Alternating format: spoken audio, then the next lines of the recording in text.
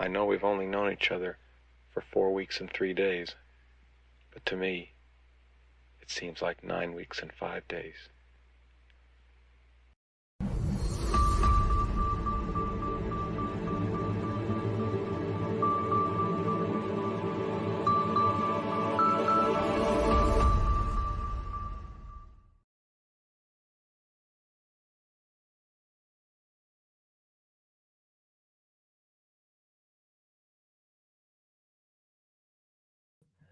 All right, all right. Welcome, all my garden enthusiasts and passionate plant people, to the Sunday edition of the Let's Get Growing show here on the Urban Gardener channel. I'm Enoch. I'm your host today. We've got another great show for you ahead today. This weekend, we've been talking all about growing giants, giant pumpkins, giant fruits and vegetables, all of that sort of stuff. And today, we're going to have a great discussion on our Sunday Roundtable with our good friend Ryan Cook from Heavenly Hills Homestead and Jason Covey, both really great giant growers. I know Ryan's a state record holder of lots and lots of different things. So we're going to dig into all of that here in just a little bit later in the show. And yeah, really looking forward to that. And if you all want to, you can go back and check out yesterday's show. Although, I mean, it didn't quite turn out the way we wanted to, some confusion with guests and everything. So we were supposed to talk with Travis Gaynor of Minnesota, who grew last year's world record pumpkin. He grew a 2,749-pound pumpkin, but he was traveling on his way from Minnesota to California's Half Moon Bay to weigh his newest pumpkin for this year's competition. And I somehow some confusion got happened with connection and all of that, so we weren't able to talk to Travis. We will hopefully get him on the show here real soon, and that way we'll possibly be able to get the results of what his pumpkin was down there at this new competition. So we did end up having a really pretty good conversation with our good friend Cindy Tobeck. She's been on the show many times before, and so we kind of talked about all sorts of different things about growing giants. And even though it wasn't her best year, she still got a couple of competitions in, and looking to get some a record on Marrows. So that was a really fun discussion. We also talked about floating giant pumpkins, because there's an event here in Oregon called the Giant Pumpkin Regatta, and it's where these giant pumpkin growers take their pumpkins out on a lake outside of Portland, and they carve them out, they get inside, and they do all sorts of different races and everything like that. So lots and lots of fun talking about that sort of stuff. And also kind of, and we discussed a little bit about what you do with some of these pumpkins after you've grown them and competed with them and all of that, whether they donate them, people make food with them, or if anything like that. So there was a fun discussion. You'll want to go back and check that out as well too. You want to check out last Saturday's show. Last Saturday, we had a really fun time with our good friend Charlie McGee from Formidable Vegetable out of Australia. Charlie formed this band many years ago, and just makes some really great, fun gardening songs and all of that too. So we played a couple of their songs on the show, and he performed a couple for us as well during the interview. So some really great garden music on last week's show as well. We got to meet Alicia DeVore from Create My Garden.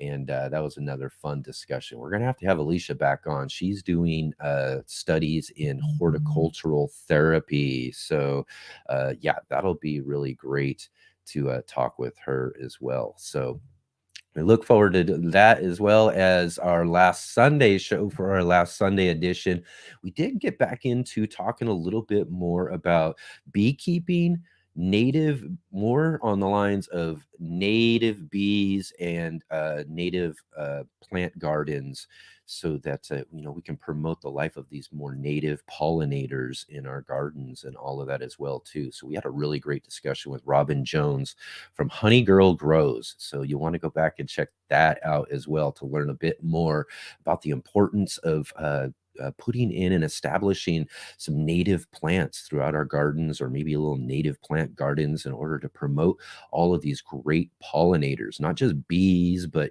other things, flies, wasps, butterflies, all sorts of great pollinators in our gardens. And it's just really great to get a good understanding of how all of these different insects and pollinators, contribute to our gardens. And, really great discussion. You'll definitely want to go back and check that out as well, too.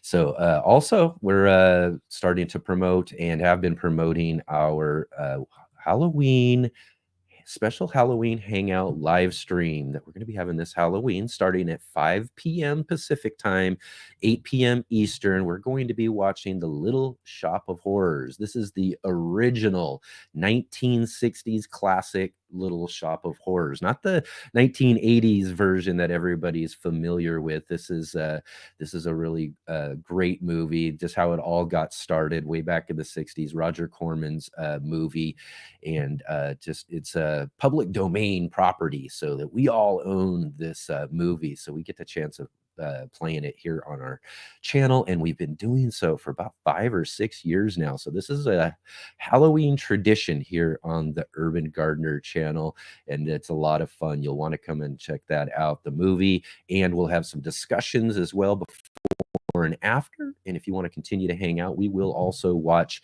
a theatrical version of The Little Shop of Horrors as well. That's more like the musical 1980s version with Steve Martin and Rick Moranis, that we're all familiar with. So you'll want to check that out. It's really, really fun.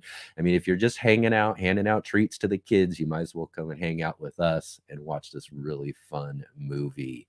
And also to next Sunday, our third Sunday of the month, I want to make sure everybody knows we've been talking all month about Ashley Thomas, the Mocha Gardener's How to Become a Gardener. Ashley has just a wonderful book. She's been on the show a couple of different times, and we've discussed the book a little bit, but our monthly gardening book club is a great chance for us to really dig deep into this book and talk with Ashley all about it. It's just, I had to have this book in our monthly gardening book club because Ashley's book is just phenomenal. It's great. I recommend this book to anybody who's just getting started out in gardening. So you'll definitely want to check that out as well, too. And let's see here. We got lots and lots of things going on today and this week here on the show. Let's see. All right. And hopefully we'll get to talk with our guests here in just a little bit. But usually on our Sunday edition, we are hanging out in the garden with either myself or our good friend Mark Roche Colbert. He'll be joining with us live next week again for our monthly book club, as he's our co-host and everything.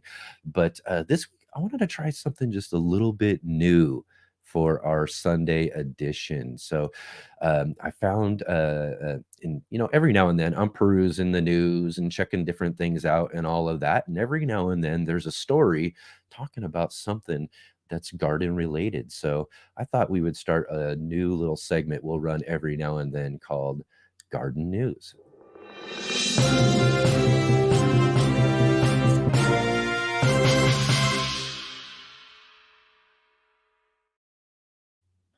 So, all right, for our garden news story this weekend, I've put a link also down in the description. I hope you all like that intro. I'm having fun with these intros here.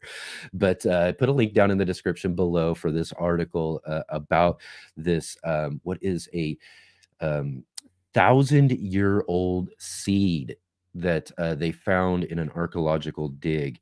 Botanists have grown a long-lost tree species from a 1,000-year-old seed found in a cave in the Judean desert in the 1980s. So they found this a while back ago. And researchers involved in the project say they believe the tree species, which is thought to be extinct today, could have been the source of a healing balm mentioned in the Bible and other ancient texts.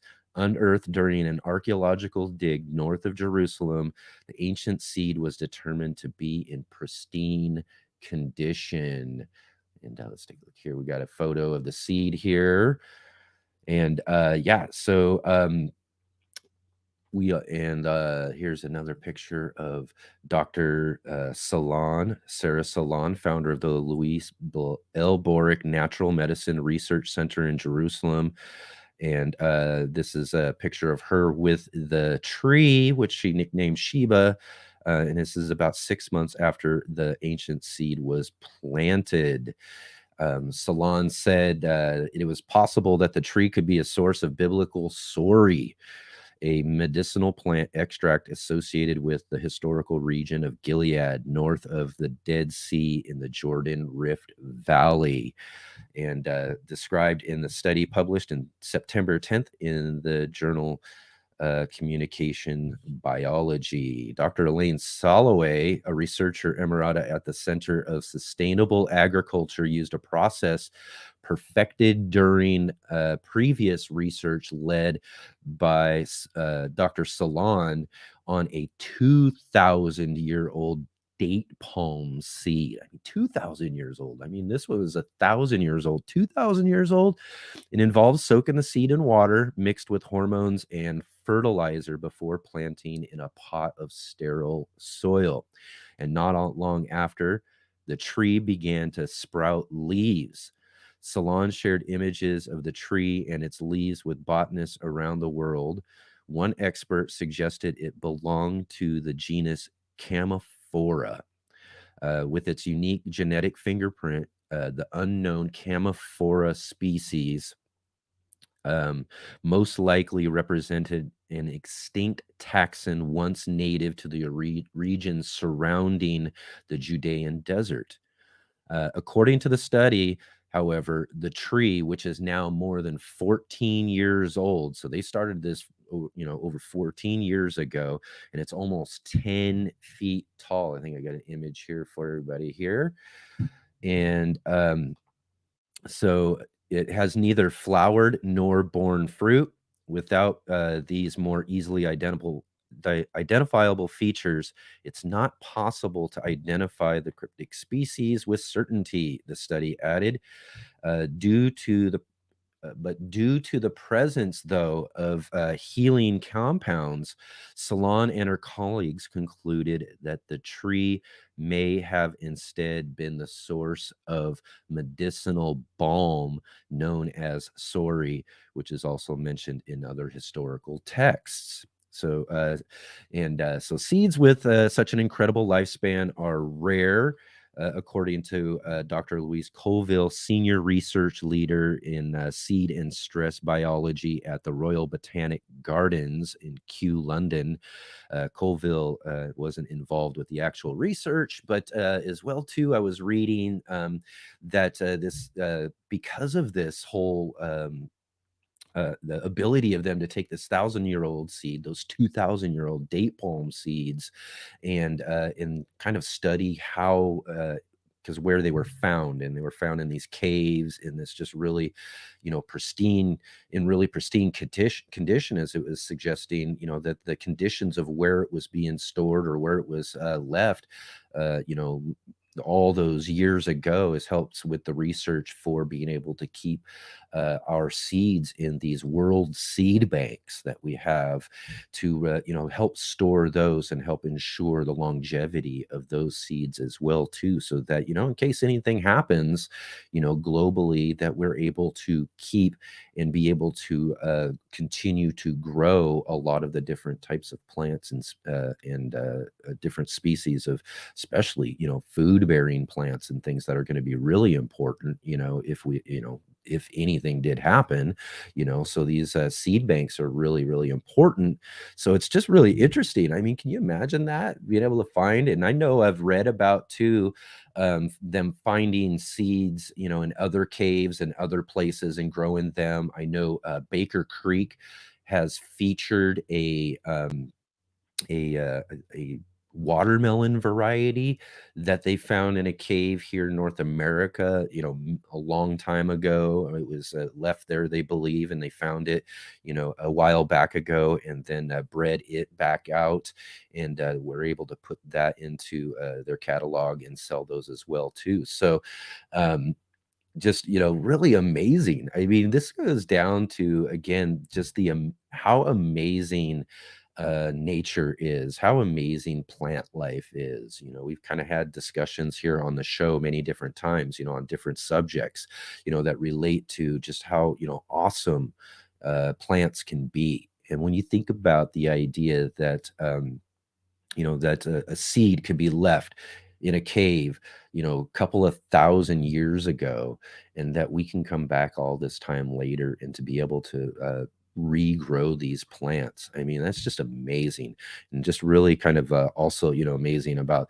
uh, you know, uh, science and the science involved with all of this sort of stuff to be able to figure these sort of things out, and in a sense be able to carry on some of these just ancient varieties. I mean, this is a tree that they, isn't, found in any of our other plant genetics that we know of. So we know that this is a plant that had went extinct, many, many years ago. And we're able to bring that back to life after extinction.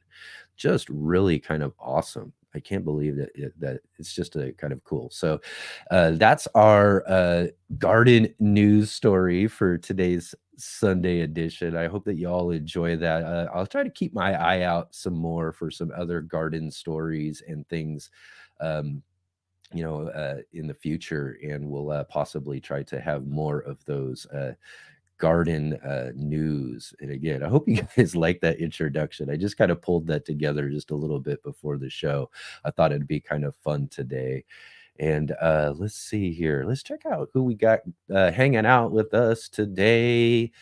Let's see. Of course, we've got our good friend Jay Dixon, our facilitator for our conversation today on the show, joining us from Midwestern Ontario, Canada. Thank you, Jay, so much. Be sure to keep an eye out in the chat there with Jay, and she'll be dropping some links and all of that for different things that we're discussing today. And let's see here.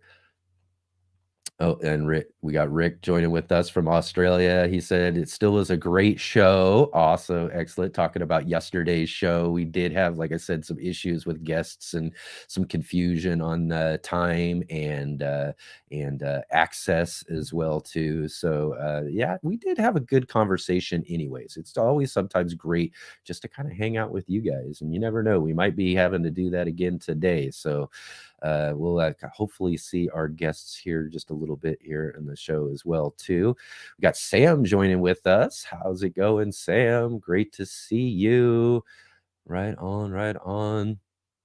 And as well, we've got our moderator Adam Burley joining us all from down the road here in Oregon, Southern Oregon. Riverdale Gardens. Hi, how are you doing, Riverdale? Really great to see you. Looks like we've got Bowtie Life in the Garden as well in the chat there.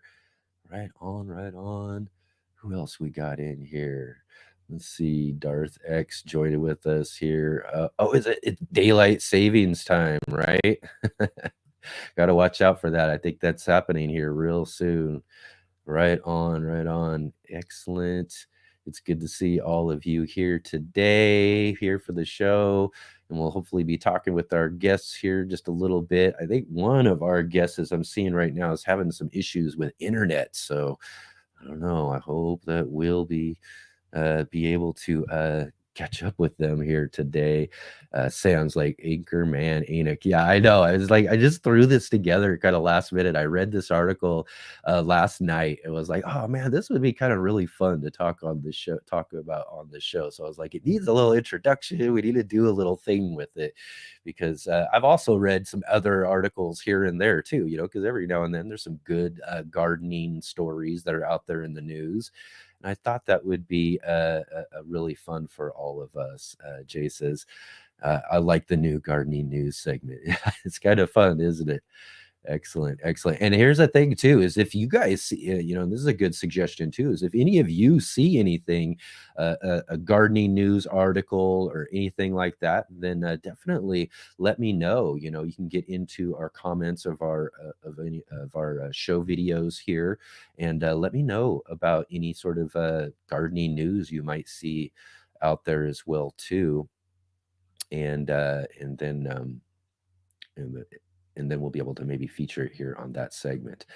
Riverdale Gardens is that's pretty amazing. I know. I mean, amazing. 1,000-year-old seed. I was kind of caught by that. But what really got me though was to find out that not only did they uh, find this 1,000-year-old seed and were able to germinate it, grow it, and then again, this was 14 years ago. It's now a big tree, but through all these studies and everything, now they've been finally able to put the study out with more of a certainty of what variety it is and all of that sort of thing too.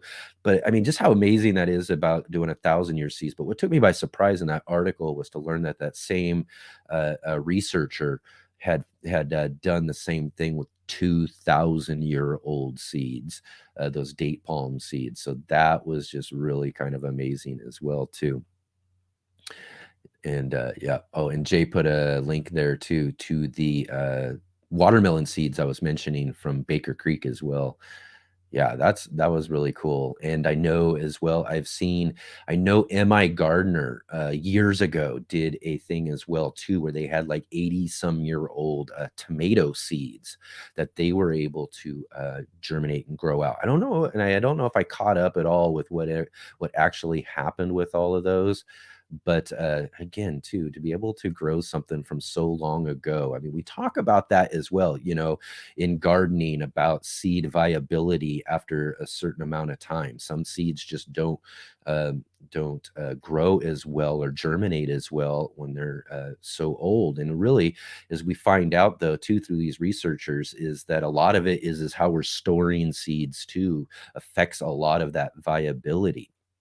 So some seeds again too are really like lettuce seed. Really, I grow my lettuce seed that I have from a few different varieties out in the garden. I let a couple of those plants go to seed each and every year, so I can get new seed every year and have that spread around in the garden, so we can grow new lettuce and all of that. Because the viability of some lettuce seed isn't very well. It doesn't last too long.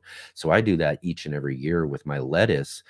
But knowing that we storing things a little bit better. And another thing too is that a lot of what ends up happening, because I've had seeds that I've had for years as well too that I've tried. There's some pepper seeds that I've had for many, many years. Old varieties I haven't grown in a long time. So every now and then I'll try to pull some of those and grow them out.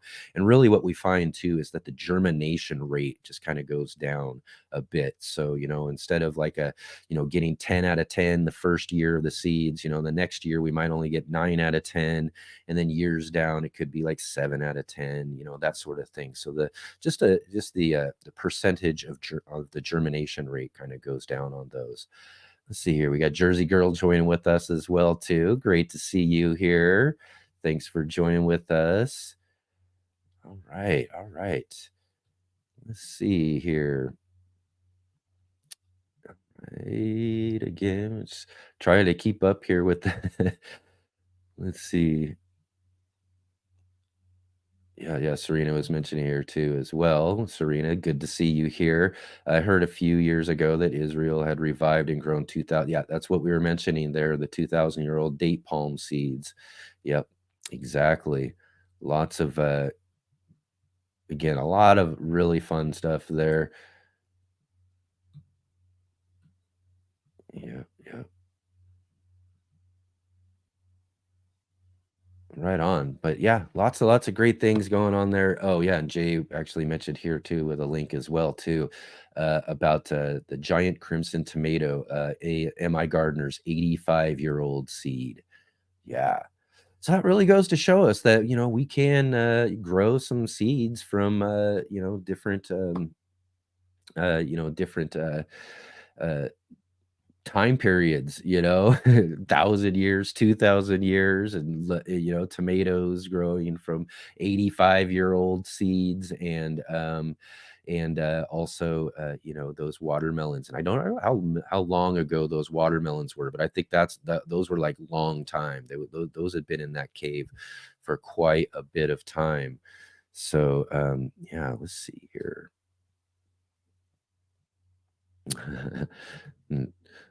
Jersey Girl says, "I preserve weed seed like a champ." Yeah, that again too. That which is kind of interesting too, and I'll mention this as well.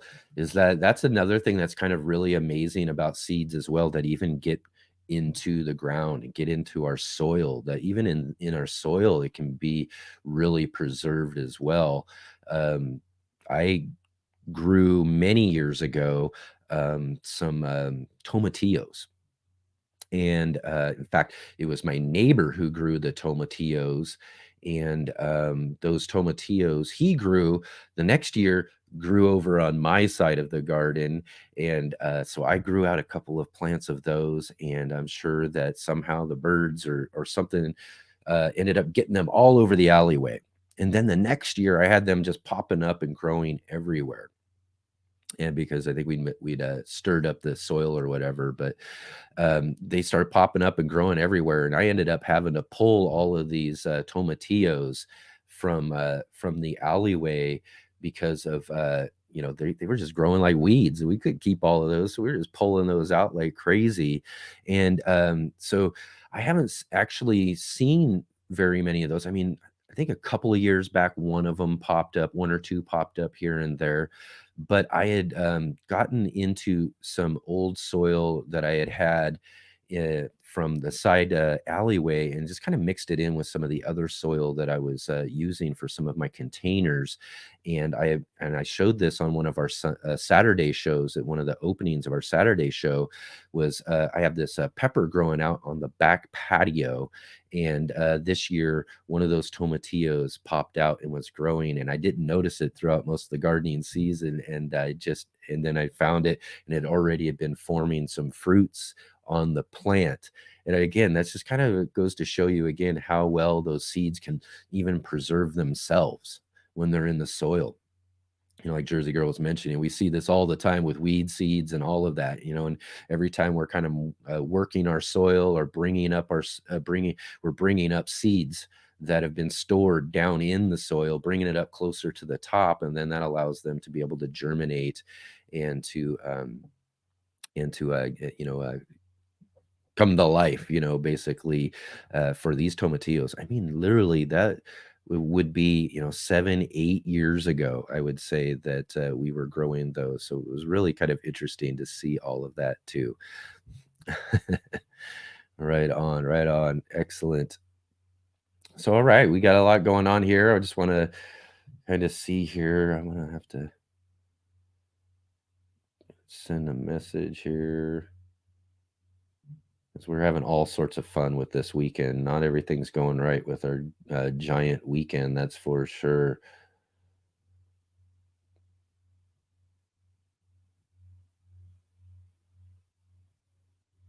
Let's see. We'll make sure we'll check in there.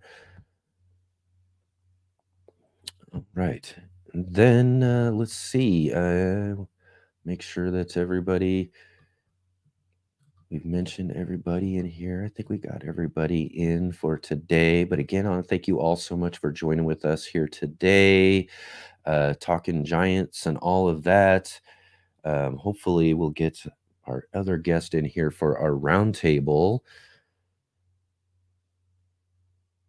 Must be some, again, the technological issues, lots of technological issues today or this weekend for the show. And again, with a live show like we have, that's just kind of the way it works.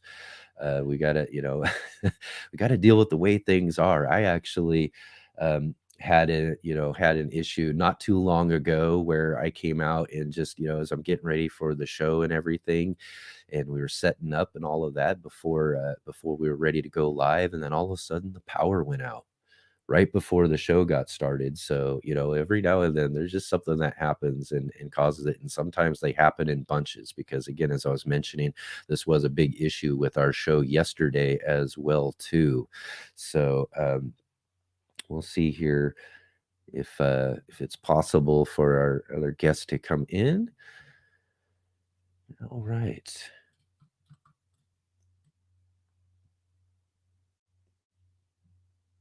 Let's see here. Sam was mentioning it as well here. Luke successfully grew those plant out and got fruit with seeds. I'm pretty sure Sam was mentioning about M.I. Gardner and those 85-year-old tomato seeds.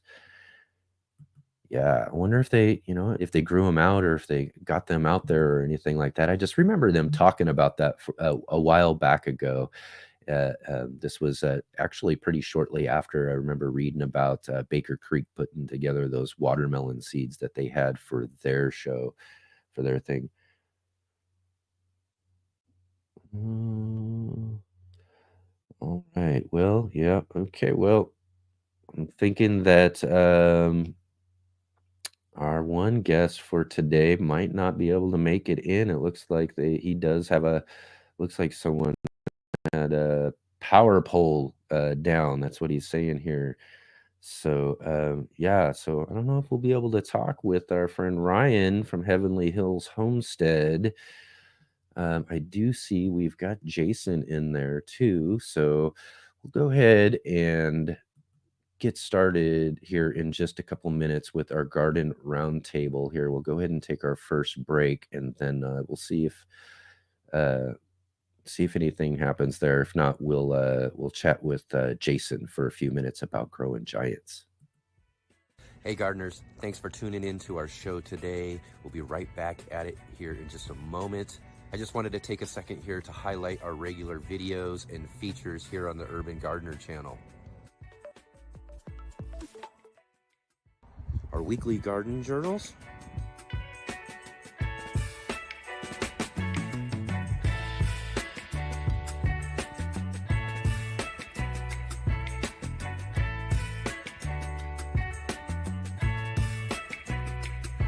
and our incredible featured visits.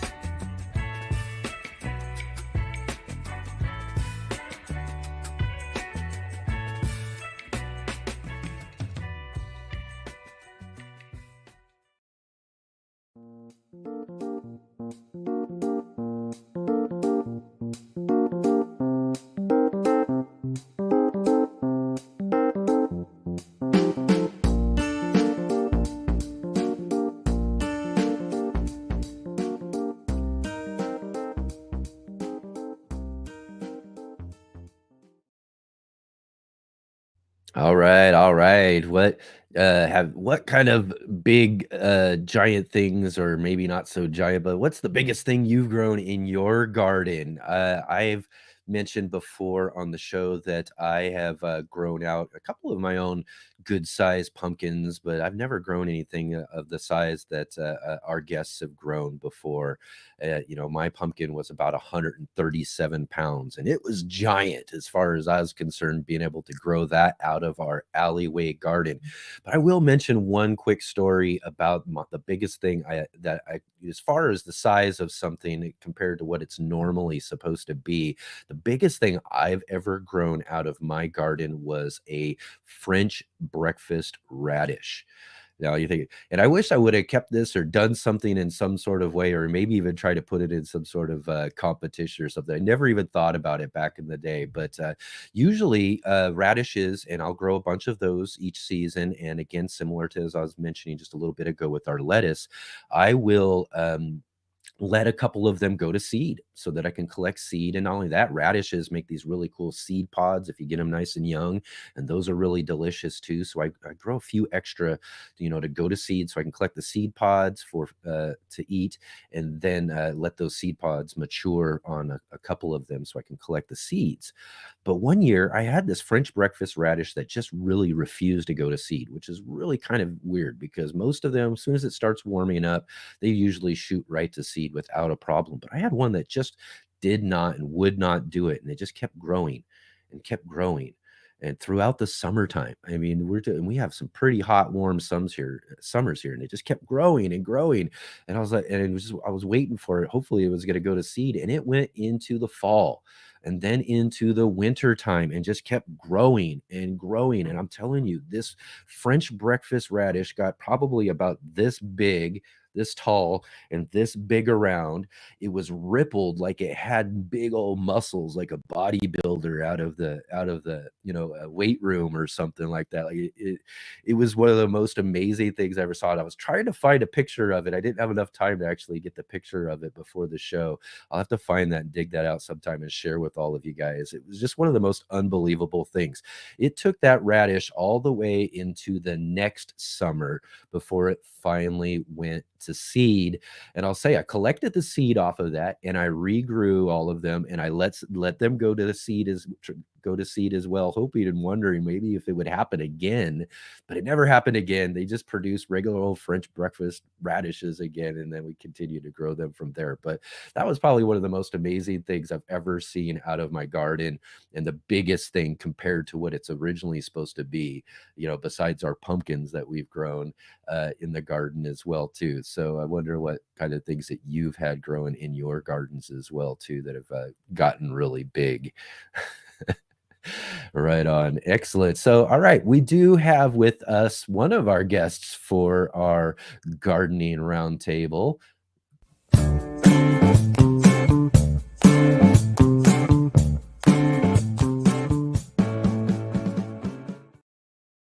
All right, here. So let's see here. I'm going to go ahead and do this real quick before we bring him in here.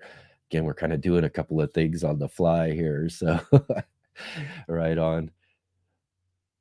I'm sure Jason here wasn't actually expecting this as well, too, having to be the only guest for our show today. But we'll go ahead and bring him on, and we'll talk with him just a bit about growing some big giants as well, too. Here, so all right, let's welcome to the show, Jason Covey. How are we doing, Jason? Can you hear me? Yeah, I'm doing all right. How you doing? Doing pretty good. What are you out there traveling around? Yeah, we're out traveling around. I got dragged out of the house. I didn't know I had to go somewhere today. So they're like, "Oh, you need to go." My wife, she's like, "I don't deal good in traffic and all." So she's like, "You need to drive and all that stuff." So I'm up here gallivanting around. So Right I didn't on, know right on. I didn't know I was gonna get conned into it. So I'm out here doing the Oh, best I can. yeah, yeah, that's right, that's right. Well, excellent. I thank you for joining with us and taking your time to be with us here today. Unfortunately, it seems Jason seems to be having a problem, or not Jason, but Ryan seems to be having a problem there. I guess a power pole went down and his internet's not working, and so yeah, unfortunately, again, this just seems to be kind of the case for us here on our show this weekend. Everyone seems to be having some issues. Yesterday's show was just as much fun as well with our guests yesterday. So, but anyways, we got a chance to chat with you here for a few minutes. Tell us a little bit about yourself and what you do and what you grow in your garden as far as giants are concerned. Uh, I live in Virginia, probably about 30 minutes north of Roanoke Rapids, North Carolina. Okay. Um, so probably about 40, 45 minutes south of Richmond on the I-95 corridor. Um, been gardening pretty much, all my life and stuff like that, growing little stuff, in my garden. And then we got into dealing with giants and big vegetables and stuff like that. Probably about 5, 6 years ago. So um, uh, mess with I mainly mess with pumpkins. I don't do a whole lot with watermelons.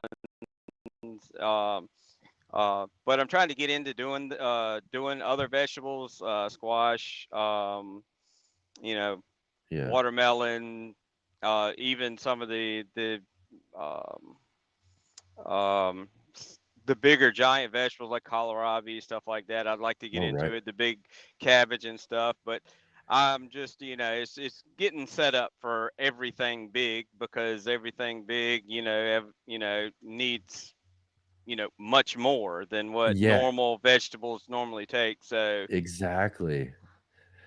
Yeah, that's kinda really the challenge with it is being able to, kinda keep up with the work involved that has to be done when it comes to, growing all of these big, giant fruits and vegetables and everything. There's a lot of work that actually goes into it, more so than I even thought when I thought to grow my first giant as well too. And I haven't grown very many of anything, and my giant didn't get very big at all, so but, it mainly because of all the work that it takes to do it.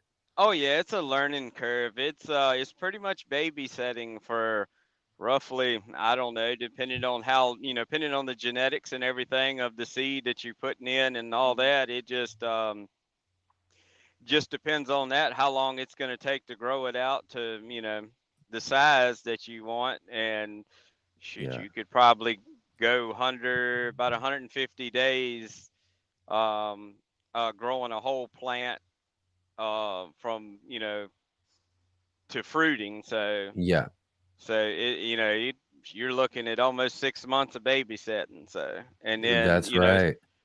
squash and cucurbits don't lend themselves too great to stress. They love to, be all dramatic. They're drama queen of your garden. So, Right, exactly, and those are, like, the prize giants out of all the ones that you grow are those, big, pumpkins and squash and all of that as well, but again, they can come with a lot of trouble along the way. oh yeah, we're working. Me and Ryan just past year started tinkering with some seeds, because we, with the genetics and all, because we think some of it's bottlenecking and stuff a little bit. You end up with ribbon vine and some other issues, like poor pollination, seed viability. You don't get, a great seed count on your giants and stuff like that.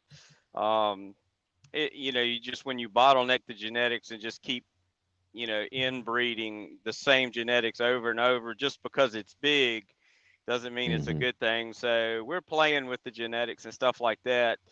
And Yeah, we're looking at going backwards to like the preserving people who has preserved seed back in the late 90s, early 2000s.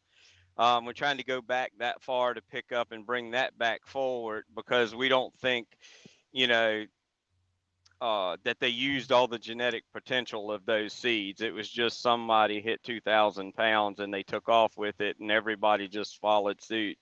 And, it just, they just followed the big one, the big one, the big one. And yeah, you get big when you breed for big, but it's just eventually a lot of other things tend to lack, like uh, disease resistance, if they have any at all. And cucurbits, like I said, don't lend themselves great to that to begin with. But me and we were actually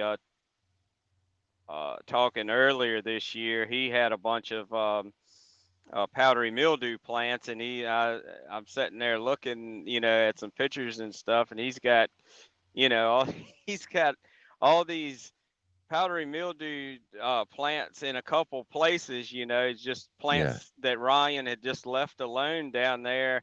And there's a pumpkin plant that just stuck out, and they're just all the same age, and it's just sitting down there just like nobody's business. Like, I'm nice and pretty and green. I'm like, what plant is that? I was like, keep yeah, that. That's called resistance. We need that here in the South, yeah. so now I think now this year we're probably going to introduce some of that type of stuff into it. Try to get some powdery mildew resistance and stuff like that. So, Yeah, exactly. Again, too, when you can find those sort of things, you've gotta grab hold of them and keep them going because those can be huge issues, especially powdery mildew and all of that. Let's see, I had a question that came in and I wanted to find out too. Do you guys deal with, vine borers or squash oh bugs over there? yeah, squash bugs is plentiful, and vine borers. If you end up with a lot of squash or pumpkins or whatnot, any cucurbit, essentially in one area too often, you'll start bringing the vine borers in. But um, there's not a whole lot of squash and stuff around. It seems like I get a whole lot of squash bugs, but I don't see a whole lot of vine borer for some reason. But now, if there is a squash farm that's probably about 30 minutes from me, and that's all they raise, and I go in there and I can just spot them all over the place. Oh wow. So, I mean, they try, but see, they're organic and they try to stay certified organic, so they can't do but so much, you Mm-hmm. know. So they're limited to what they can put on them. So, it, it rain or something or other like that, and it just washes stuff off. You pretty much got to go right back in there and try to do it again, and that's a lot to keep up with, especially when you're trying to mass produce organic Yeah. produce. So, but yeah, we have vine board down here, but it's not a big. For me, it's not a huge issue, but I've seen one or two here and there. But the main thing is the squash bugs, um, carrying around diseases and stuff. Yeah. But usually I can get them taken care of pretty good. Yeah. What But are the those? main So what thing are is the? the powdery mildew and the downy mildews. Yeah. What are some of the so basically like you're using a like crop rotation or whatever in order to kind of move them around in order to try to deal with those or To deal with the vine borers or the squash right, bugs, right. Yeah. the squash bugs, usually once you get a patch established, you try to keep up with that one particular patch because it's a lot to it's a whole lot to put into a patch and then keep moving around once you get it straight. And then you got to spend a couple, 2 3 4 5 years. Sometimes in some cases, like me, it take me 4 or 5 years to get a patch straight because I live in sandy soil. My organic matter is really, really low to begin with, and Mhm. nutrients leaches through it. So Yeah. in my part of the woods, I I build something. I kind of got to hold on to it and keep planting there. So what I normally try to do is try to use some type of pesticide to put in like in the early spring when the grubs are still in the ground and try to kill them off because Yeah. it's hard to do anything natural with giant pumpkins Yeah. because it's just not enough.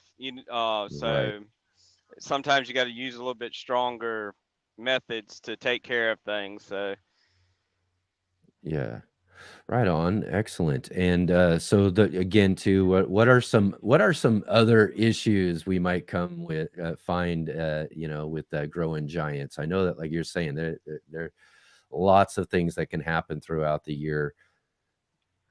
um, well, pretty much a lot of people, anybody who grows watermelons knows, you got to have right much water to grow watermelons. And if you're growing a nice little patch of them, and well, one pumpkin, takes a lot of a lot of water in sandy soil here. I can water as much 150 gallons a day to one plant. Um, and then depending on your organic matter in your soil, I've been building that for the last real good for the last 3 or 4 years, and I'm up to about 4% on my organic matter now. And I started at 0.6%. So the higher your organic matter, the less water you have to use, but you don't want to get it too high. Then you start storing diseases and other things. Especially then you got to you end up watching your any manure that you put in, stuff like that. You can Yeah. introduce like this year. I put in a lot of horse manure last year and some composted stuff, and my root spiral nematode levels shot up to Okay. levels. So I've got to go in and get some type of nematicide to put down to bring it down because it's at a level that could affect my growth for next year. So I'm going to plant mustard. I've got mustard going in, and that will fumigate for next year to help drive them out. But just to give it a kicker, I'll add a little nematicide to it just to kill them out. Um, And like I said, it's a lot of maintenance involved in it. Mhm. You do have a lot of problems, I guess you could say, with hidden pumpkins. You know, the vines get really big, so you got to constantly look for them because that hidden pumpkin take away from the main one you're looking at. Yeah, Constantly cutting vines back, and because if you let it just keep growing, it's taken away from that pumpkin. Once you get this vine to a certain size, you know, you get you get secondaries, you trim them back, then you start growing tertiaries, you might as well say a third vine off of the secondaries, and you got to keep them yeah, all cut back, and yeah, infections and stuff like that in the pumpkins. yeah. Um, kind of babysit, any splits or anything. Got to watch them, keep Right. fans on them, keep it dry. You don't want things to be moist. You have foaming stump where the stump could be pushing so much pressure to the pumpkin that the pumpkin can't take it all, and the stump splits and busts. And then it depends on how it splits. It can cut your weight in half that you gain every single day. um, so Oh, yeah. it's a lot of Lot to stuff. keep an eye on, a lot of Yeah, things you gotta be working on, and like you said, trimming things back and all of that. So because ultimately, and this is the thing, if you're growing and you've taken your giants to some competitions, right? So these yeah, competitions have requirements for your pumpkins, yes, right? yes. They have all of them have to be um 100% sound. You can't have any openings going into the cavities. Really, you can't have any rot or anything like that. Things need to be healed up and dry. It has to be a sound pumpkin, like you would go to the store and buy a jack-o'-lantern off of the, Yeah, nice pretty jack-o'-lantern off the shelf at the store, and it's got no rotten spots. When you look at one of them, you yeah, want a pretty pumpkin, and that's the way the judges look at it there. They don't want anything that's, half rotten, got anything stuck in it, any holes in it where it's done busted and cracked and everything. It's got to be healed yeah, over, stuff like that. So yeah, there's a lot of requirements, to them, yeah. for them to judge them. So And that too is that as well as like with pumpkins, they get so big and everything. You can't really kind of lift them up to look underneath. So I think that's kind of like the one thing is like you're waiting to the yeah, very end before you get them up, and then that's probably the last thing you're wondering is like, is there any rot underneath or anything well, like that that's happened? yeah, we get a sneak peek when we pick them up out of the patch, and we can check them. And make Yeah. sure that bottom side is nice and clean, doesn't have any rot or anything. Mice like to get up underneath them. That's another thing. Oh yeah, When you're huh? growing them, especially when you have it on sand, uh, mice can dig through that sand, get up underneath that pumpkin, and the whole purpose of the sand is so when the pumpkin grows, if it grows so fast, the pumpkins can slide and move. The pumpkin Oh, can't slide and move. The bottom will actually buckle and turn inside, oh start wow. growing up and inside the pumpkin, and could possibly cause weak spots and split. But yeah, usually that's the last time we get to see it, when we put it on a trailer or a truck to go to the competition, and we're just crossing our fingers, hoping that, the ride doesn't bust it, because Yeah, sometimes, you'll go down the road and it still has good amount of pressure and stuff on it, from being on the plant, if you just picked it. And I don't know if you've ever been out in your watermelon patch or something or another, and you plucked your watermelon after a rain, and they just pop like a balloon, they just right, split, yep. you know. And a pumpkin can be that way. I mean, so you can literally hear it just pop, you know. Oh no. So, and that's the worst thing you want to hear. So, It but did, yeah. And so that's you're and just, that's usually after you've spent all this time growing it, you got the one you really like, and all of a sudden that yep. happens, it just could be devastating, huh? Oh yeah, it's a nightmare. I mean, so it's a lot of stuff, and like transporting them and stuff like that. Try to put some moving blankets underneath of them, double, triple layer moving blankets, all that stuff before you put it on a pallet and all. And another thing, when you put it on pallets, you want to make sure it's not going to dig into the palate, because then that could cause, even though you would get to the show and have your way off and stuff like that, and if it had Yeah. to be put on display and stuff, then that could cause rot. So, you usually like to take care of the pumpkin from, you know, start to finish, all the way to Yeah. the end, because any little thing that breaks that skin is something to worry about, especially after it comes off the plant. If you break the skin on it, it could start rot and stuff like that, and you got to sit there with some uh, peroxide or alcohol or something or other, and try to put a fan on it to just dry it off. Because like I said, in the patch when they're attached to it, it's not such a big worry, because it's feeding calcium and sugars and stuff to scab over, just like, you scrape yourself, you scab over, and Right. that's Right. its protection. But once it's disconnected from the plant, it's even hard. It's a little harder for it to do that. So then you start to worry about it. Then you're worried about bacteria and infection, and you're like, man, is it going to last a week at the fair, being on display, and I done scratched it. So Right.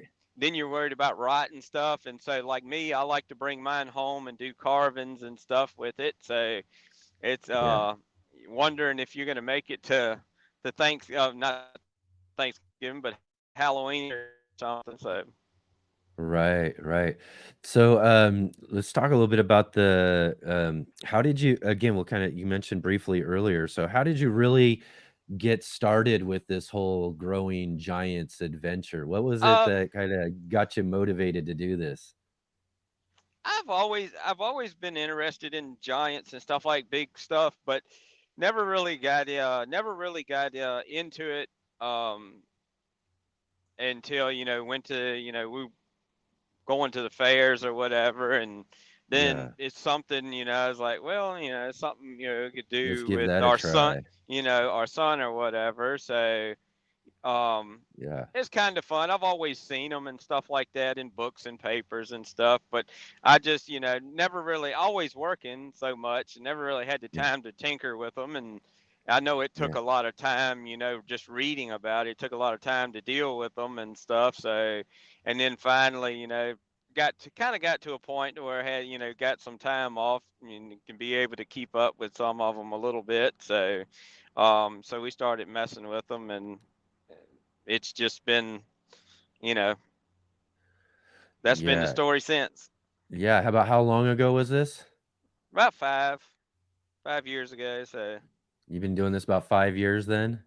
Right roughly, on. yeah.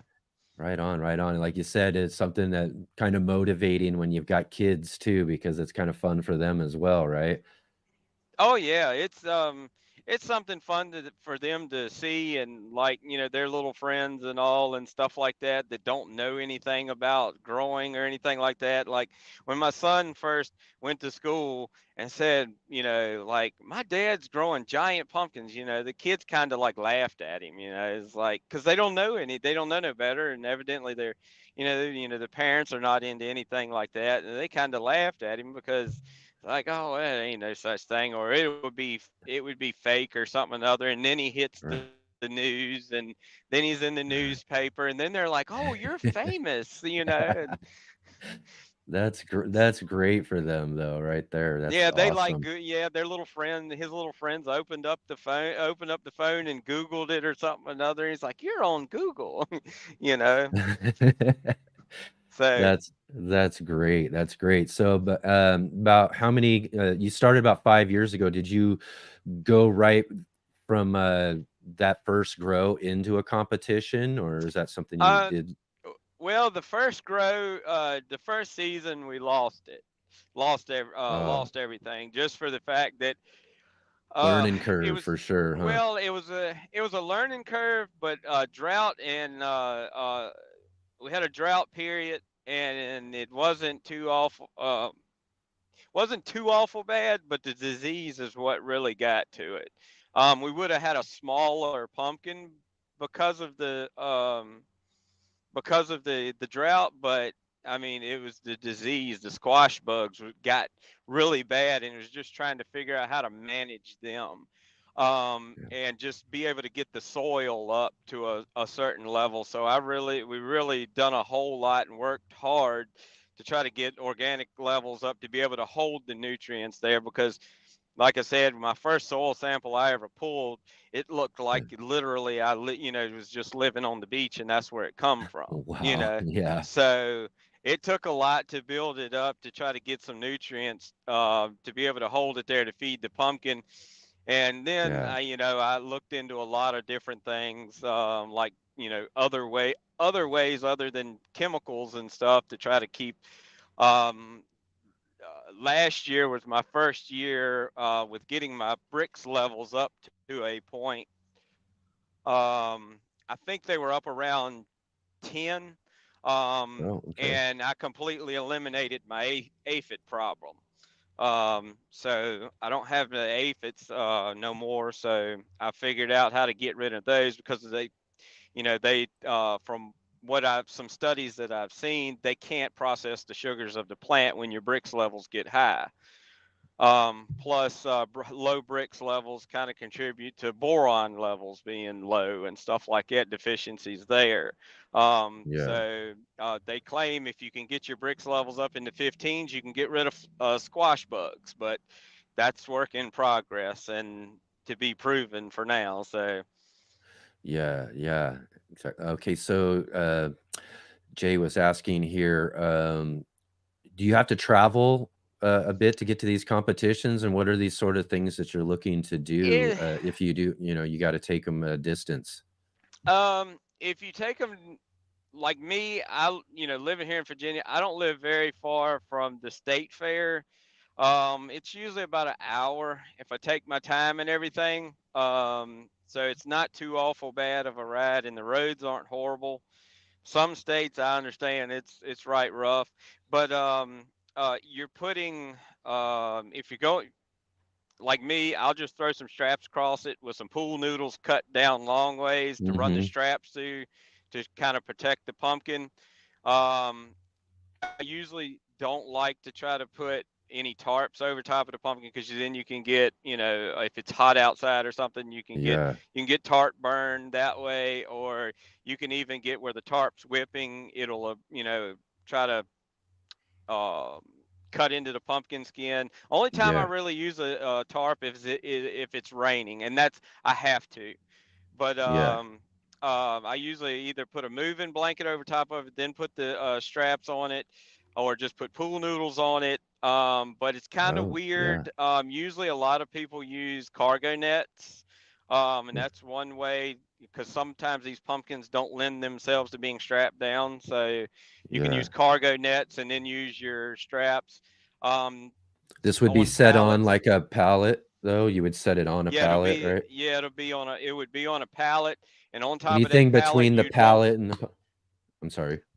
I'd on the pallet I would put down like me because moving blankets wick moisture away, and Yeah. keeps things dry. Foam doesn't. So if you got a cold pumpkin and it starts getting hot or something, though, you get condensation, and you don't want moisture on the skin anywhere if it's got to set anywhere any period of time at the competition, or if the competition likes to keep them for a week or so. I would Yeah. suggest anybody doing anything like that to put something that will wick moisture away, because pumpkins, once they get so big, they turn into a temperature sink. So if you've had cold temperatures for a while and then all of a sudden it gets hot one day and you put it on foam, it's going to condensate. So, and vice versa, if it gets too hot, then you start getting sprouting and stuff inside the pumpkin and then all of that. So you want to keep it cool as you possibly can too.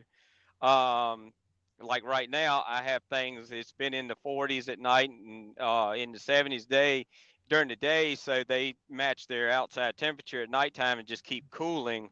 And I keep them in the shade right now. Just make sure they don't get wet, stuff like that when you get them Yeah. back. But yeah, traveling to they're not it's not too bad. Just take your time. There's Yeah. even some cushions that you can screw to the bottom of. They look like airbags, like little Mm. pillows or something. They're rubbery, like you can screw them to the bottom of the pallets if you're in for a really long ride. But I don't need to because I take my time. Roads is not bad, but it's the arm and a Yeah. leg either if you have to travel 2 days to a Right. way off. And they do help. So Yeah. um, Do It you get is there can you get windburn? I That's imagine you probably could if it gets real cold outside. If because you're, oh yeah, the just cold. like your skin or something or another, if it's so cold, you could actually freeze the skin of the pumpkin and actually burn it. So I Yeah, imagine so. But like I said, we don't have any of that issue here in Virginia. yeah. We don't get real cold until January and February, and even then, it doesn't Mm-hmm. get really, really cold. Yeah, We'll see in the teens, and sometimes we'll dip into the if a real cold front, Arctic front comes through, we'll dip down to a single digit, but not for very long. But we are yeah. usually pretty warm and mild and nice day and everything when we have our fair way off. So I don't really have to worry about it. But I imagine you could get windburn if you're in a cold climate, then got a cold front moving through, and if it dips into the freezing temperatures. So Yeah, that sounds like you got about the kind of weather I get here in Southern Oregon too. That's about what it sounds like we have issues with as well. Not too much, not too cold, but if it dips down, it's just a little bit. But that's something to think about. You think of wind burn, you're thinking hot, it, heat, it but it's actually the issue would be the cold weather. Yeah, I mean here we don't really worry about any of that. I mean it can be 80, 90 degrees and stuff like that. Don't really worry too much about it.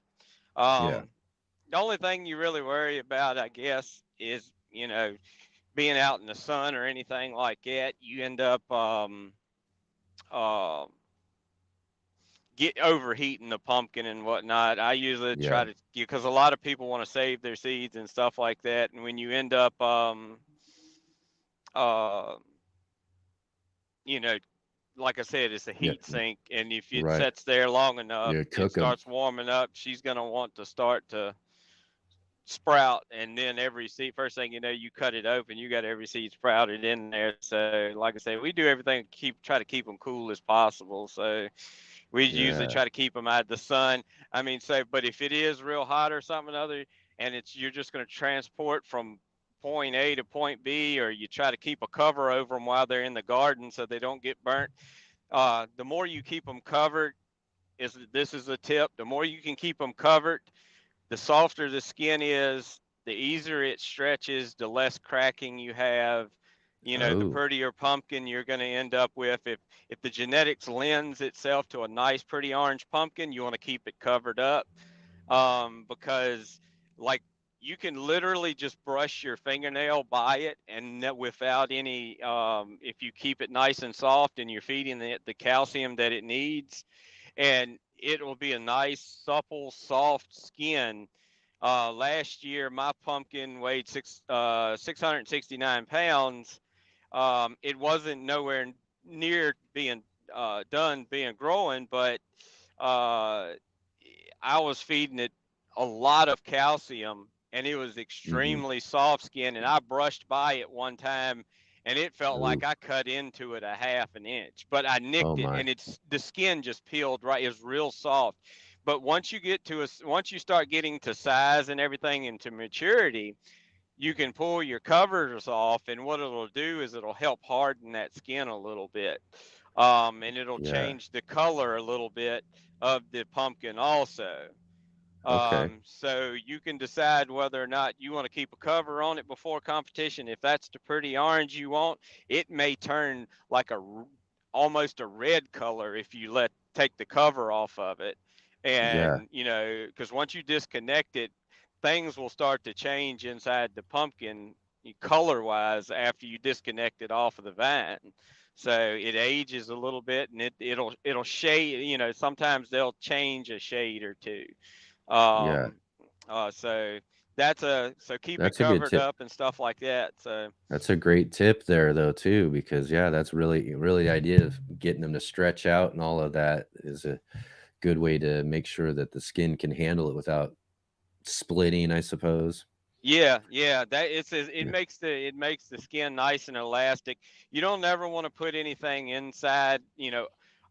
Put the pump. A lot of people think insulation from heat or anything like that. Oh, I put a piece of board over top of it or something another. Essentially, that keep heat, you know, around the pumpkin. Like you say, if you just right over top of it. I'm gonna keep it out of the sun that way. But actually, if you have heat in the ground, the heat will just come up, hit the board, and like stay around the pumpkin because it's a piece of insulation. It does.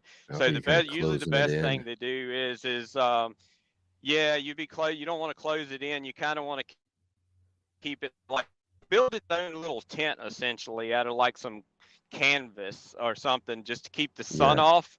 And you have 2 or 3 foot around it that's wide open. And I like to put a fan inside of it. I take T-post that's and put in the ground, okay. and build like Oh,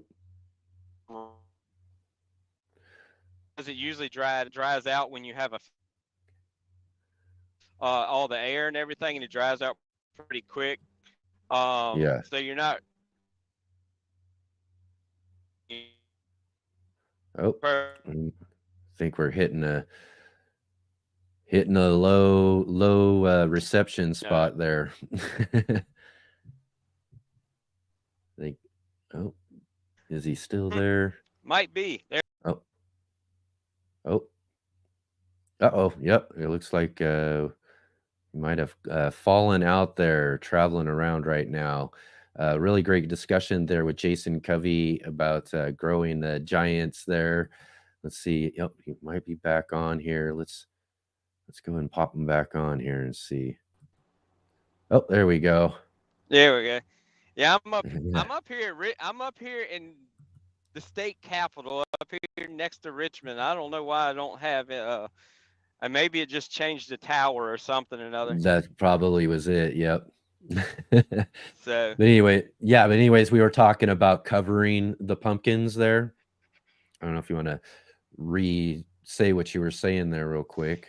no, what I was saying, just yeah, when you put canvas over top of it, yeah, rain will permeate through it, go through it and all. But if you have a fan Yeah, out there circulating air around the pumpkin, yeah, helps keep the pumpkin cool. It helps keep that dried out. And sand lends itself to being dried out fairly quickly and very porous. So that I don't worry too much about it getting underneath the pumpkin. I just have a couple fans in there, one blowing from one end and another one blowing from the other end, around the stem and stuff like that. Because the stem sometimes can split also from the oh yeah, pressure that's being put into that pumpkin. So usually you want to. Sometimes the pumpkin itself cracks and oozes. So you yeah, want to keep those places dry as possible, and disinfect it. Just hit it with a little peroxide or a little alcohol, from time to time. But yeah, like I said, keeping a cover over it, that does two things. It kind of helps, keep the sun off of it, kind of yeah, helps the rain from like getting in there and just being a straight on downpour hmm, rain. Once that fabric canvas usually gets soaked, it usually has a little bit of water. It yeah, usually repels the water a little bit because now it's completely soaked. And if you have it like on like a pitched on like a A-frame, usually it hmm, kind of runs off a little bit, and you don't have all the water going through it all the time. And so, yeah, lots and lots of calcium, lots and yeah. lots of potassium. So, uh, Right. yeah, if you want them to grow. So, Yeah, and you were mentioning there the stems. These things get really huge. oh So, yeah. is there anything special you're doing to ensure that you're not having issues with your stems? Um, it's like I said, the pumpkin moves on the sand, but they Yeah. still grow so fast that they'll push against their stems. And Hmm. sometimes you'll actually have to take a come along once they get to a certain point and pull them back and move them away from the stem. Because what will happen is if they'll grow into their stem and they'll actually pop their stem and disconnect themselves from the plant. So you have to watch that end of the deal. Um, Yeah. try not A lot of people bury their vines with their stems, and there's a reason why they do that. It kind of helps with the squash vine borer a little bit in some cases. I guess if you have a whole lot of them around, I Yeah. don't bury them completely. Some people bury them completely, but you start lending yourself to disease and stuff like that, infections into the vines. Right. Um, the big, with the big stems and all, um, pretty much, good nutrition and everything, and Yeah. you got all your nutrients and all there. Like I said, it's not just a little bit of nutrients on everything; it's a lot of nutrients for That's what, everything, yeah, that was what my and next question was gonna be, is the feeding here too, because you that's mentioned what's also, gonna, and we've talked about a lot of water. These things take a lot of water yeah. in their growth, but you gotta be giving them some nutrients as well too. Oh yeah, you got to be feeding them, and the more nutrients you can get, it's like that's the driver of how big things get. Like the stems and the I've I've had leaves the size of a tractor trailer rim and not even be bloated. That Right. sometimes Wow. when you have way too much nitrogen, you have bloat. Yeah. I like to Yeah. get my plants big as I can get them, the leaves as big as I can get them without being bloated. Because the Yeah. bigger solar panel you have, the more nutrients you can suck up and put into that pumpkin, and the more efficient you are at in a smaller area, um, uh, making the plant do its processes of photosynthesis and drawing in nutrients and all that stuff. So, and then some are genetically, they're just small leaf plants. But like I said, Mhm. some usually if you can get the nutrients in there, the bigger your stem is just going to keep getting bigger and bigger, and that's the key. If you can get big stems, and like I said, genetics also lends itself to the stem size. Also, some plants will get like stems the size of a 2 liter Pepsi bottle. Wow. And then some of them will be the size of a 20 ounce, 16-ounce bottle of water, and Yeah. then some of them be even smaller than that. So it's all in the genetics also, but you never know the full potential of what you have unless you have you got to have that nutrients and stuff there. So you're constantly feeding it a couple times a week, and plus, Right. depending on what you have in the ground and all, so. Is there any certain type of, feed or anything like that that you use, or is Well, this a mix you make up yourself, or well, compost teas work really well. Mhm. Yeah. Um, that's something that they like. Pumpkins, cucurbits, they like a lot of like organic type of stuff too, like the Neptunes, fish fertilizer. Yeah. Um, the compost teas.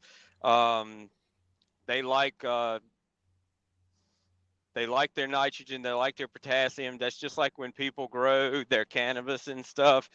They'll Yeah. start off with, or they'll start off with a little bit of nitrogen in the beginning to give it the kick to start the vegetation and all of that stuff. Or growing vegetables, any other plants in general. You'll give it a Mhm. bump in phosphorus and stuff like that for root development, and then then you will bump it in flowering just a hair with phosphorus, and then to get the flowers going, and then about a couple weeks before, you do all this a couple weeks before pollination and stuff like that, and then once you get it pollinated and all, about a week before, you start pollinating, you start bumping up your potassium and everything like that, because then it really starts pulling down the potassium in your soil, and then it really starts pulling down a lot of calcium also.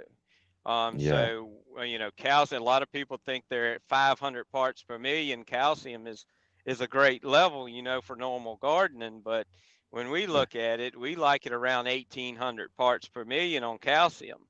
Oh, yeah. So yeah, so your numbers are up there. Your phosphorus is somewhere around probably the neighborhood of, shoot, 100, 125 sometimes. It's a Right. little higher than what Wow. it normally is supposed to be. Um, Normally we don't worry too much about nitrogen because that's something that leaches and we just have to put in there, unless you have like 10% organic matter, then you can really put down an nitrogen as an amendment. Yeah. So, like I said, a lot of the and we try not to use too much ammonium nitrate and stuff, because then that leads to soil acidity. We try to Yeah. keep our soil. Um, if we put down so much ammonium nitrate, we put down so much calcium pound for pound. Right. Yeah, you do got to keep To, track of that. yeah, to cancel it out. So we try to keep our pH up around 6.7 to 7ish or so, because we can take up that higher that little bit higher intake of potassium. Yeah.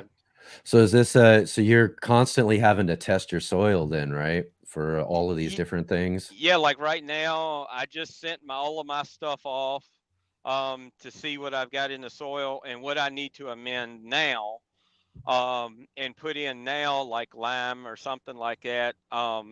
My soil here is naturally acidic, just like a lot of other soils across the United States.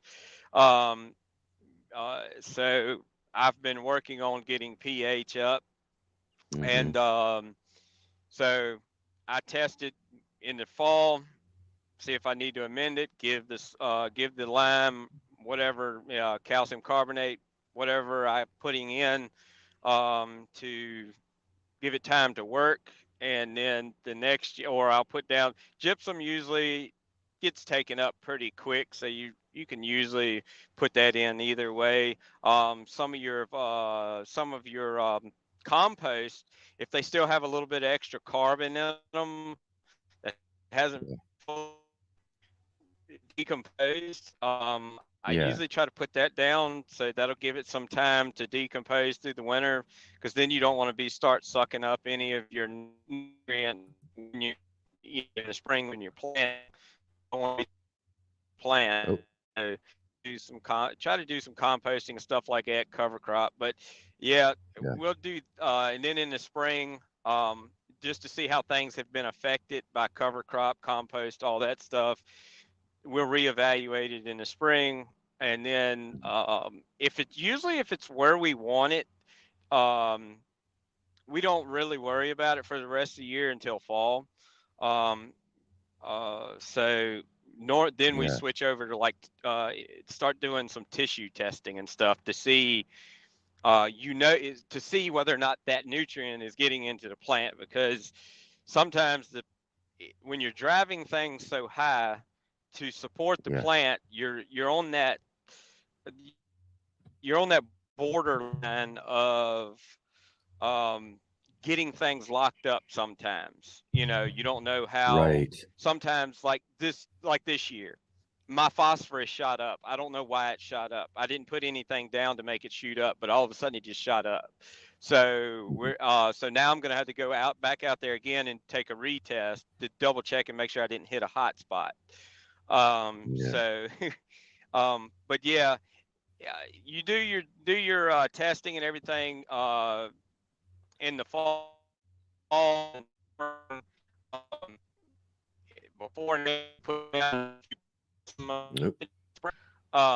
you might want to check it a little bit, halfway through the year, because then it can change things a little bit, and you might not have to feed something in, that you would Yeah. normally be feeding in, because your compost or whatever is now releasing nutrients. So Oh, looks like we dropped off again there. Again, fun of doing an interview here while he's traveling there. We'll see if he jumps back on here in a moment. Got one or two more questions I wanted to ask him there, and a couple that you guys had as well too. So we'll see if he pops back on here in a minute. Oh, there we go. There we go. Let's get him back on here real quick. All right, all right. Again, the fun of but doing a yeah, I interview tried. while traveling. No, well, I think I might have hit a button there, but Oh, yeah, yeah, I think I might have hit the X button. My finger got too close down here, and I hit the X oh, button and put myself out. But right on. yeah, like I said, I usually try to put stuff like compost and stuff down in the fall, and then I, try to take my and put down according to my test after I pull my soil sample, and then I check it in the spring to make sure my nutrient. That way, I'm not amending more nutrients than what I really need. And then, like I said, once the plant starts to grow, I usually take you take tissue samples, make sure the plants are taking up the nutrients that it needs. And then you may have something locked up because we're, like I said, we're on that borderline of things not being toxic, but things just, it's a possibility that they're not in ratios to each other, Yeah.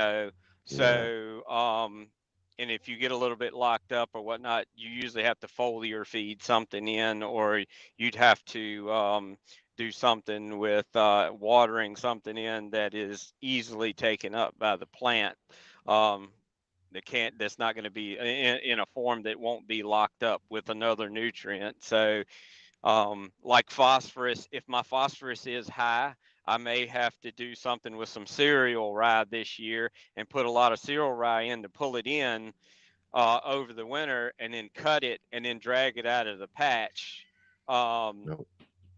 next spring, Okay. just to pull that particular nutrient down some to get it out of a level of being toxic. So. Yeah.